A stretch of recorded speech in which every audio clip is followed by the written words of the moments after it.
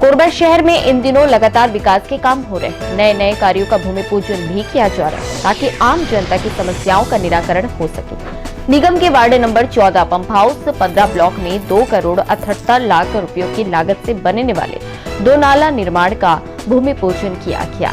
राजस्व मंत्री जयसी अग्रवाल की मौजूदगी में हुए भूमि पूजन के कार्यक्रम में महापौर, सभापति सहित बड़ी संख्या में वार्डवासी मौजूद रहे।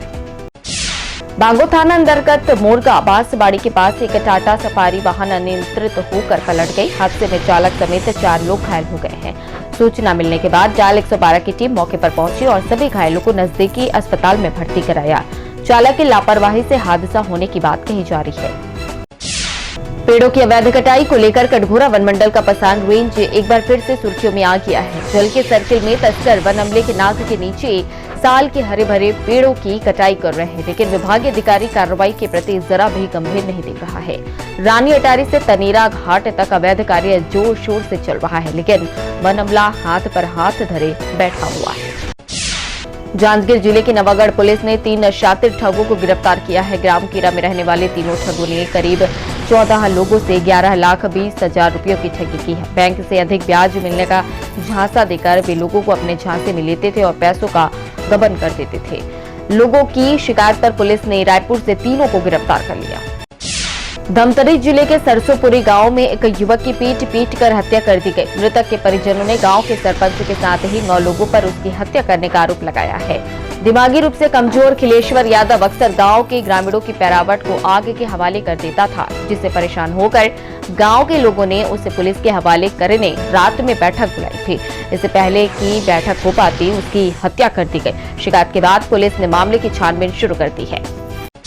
कोरबा के ग्राम दादर खुर्द में रहने वाला सरस्वती यादव का परिवार उस वक्त दहशत में आ गया जब उनके घर एक कोबरा सांप प्रवेश कर गया। सांप घर की चौखट पर फन फैलाए बैठा हुआ था, जिससे घर के लोग एक तरह से बंधक बन गए थे। बारिश के कारण बिजली भी चली गई थी, जिससे परिवार के सदस्यों को अपनी जान की चिंता सताने लगी। किसी तरह सर्प मित्रों तक इस बात की जानकारी पहुंचाई गई, जिसके बाद स्नैक रेस्क्यू टीम मौके पर पहुंची और कोबरा सांप को अपने कब्जे में लिया। तब जाकर पूरे परिवार ने राहत की सांस ली। कोरबा में बीती रात हुई झमाझम बारिश के बाद एक बार फिर से ठंड की वापसी हो गई है। तेज आंधी तूफान के बाद काफी देर तक बरसात होती रही, जिसके बाद सुबह सुबह शहर के विभिन्न इलाकों में कोहरा दिखाई दिया। पिछले 3 दिनों से मौसम में हो रहे बदलाव के कारण आम जनजीवन भी काफी अस्त व्यस्त देखने को मिला। प्रदेश के कांकेर जिले में एक बार फिर से नक्सलियों का उत्पात शुरू हो गया है। कोयली बेड़ा थाना क्षेत्र के आलपरस इलाके में नक्सलियों ने बड़ी संख्या में वाहनों को आग के हवाले कर दिया। सड़क निर्माण के काम में लगे 8 ट्रैक्टर, 2 जेसीबी मशीन के साथ ही 2 डोजर को नक्सलियों ने फूंक दिया। इतना ही नहीं, उन्होंने मजदूरों को भी बंधक बना लिया था, जिन्हें बाद में छोड़ दिया गया। सूचना के आधार पर पुलिस मामले की जांच में जुट गई है।